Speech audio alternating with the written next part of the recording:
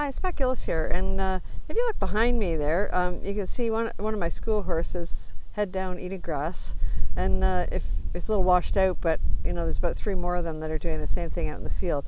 And I mention that only because if we really want to be honest with ourselves, that's what horses like to do.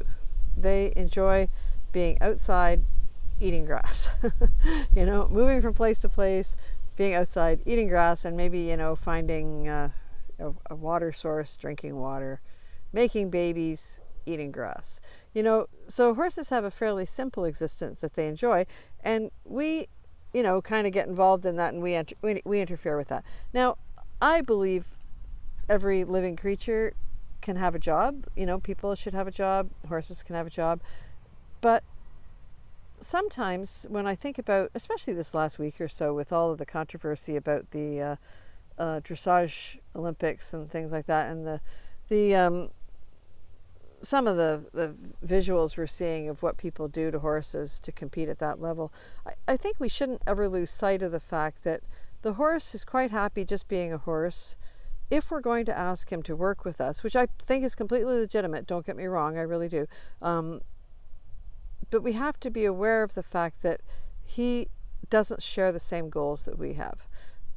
And I think, I can be as competitive as the next guy, but not when it comes to horses. Because if you want to be competitive and push yourself and do whatever it takes and all that kind of stuff to win, that's fine. But doing whatever it takes when you have to do whatever it takes to get the horse to do it, then I think we've stepped over the line.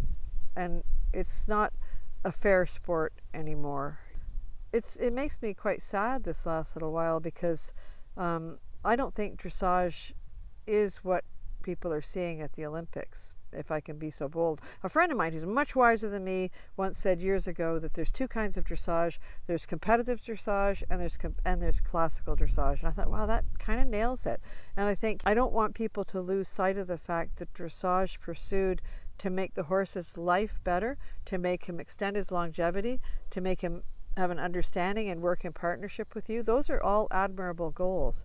But when we take it to that next level where whatever it takes, and we start doing things to horses that really would just rather be out in the field eating grass, etc., that's when it goes wrong. And I think some of the things that we've seen these last few weeks with what's been going on behind the scenes, so to speak, to get these horses to do these things, I recommend to everybody, go back, go on YouTube or something, and look up the 1984 Olympics and watch, Reiner Klimke's ride. Those horses are almost unrecognizable now compared to what we're seeing at the elite levels in dressage now. And I don't feel that it's gotten better.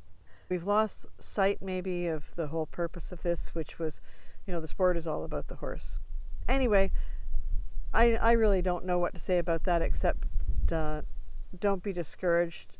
Don't be ashamed to practice dressage, because dressage, it's a French word that just means training the horse, and all we're trying to do, all my horses are trained this way because it doesn't matter if they're going to be hunters, jumpers, whatever they're going to be, it doesn't matter, because the foundation to me is dressage, the foundation where we create the balance in the horse that increases his longevity, we create the mental ability of the horse to understand what it is we're asking him to do, the physical ability to do what we're asking him to do. All of these things to me are encompassed in the word dressage, and they have precious little to do with what we see at the Olympics, or at least what we're seeing behind the scenes at the Olympics. Anyway, that's just my thought. People have asked me what I thought about it, and that's kind of as close as I want to get to thinking about it, really.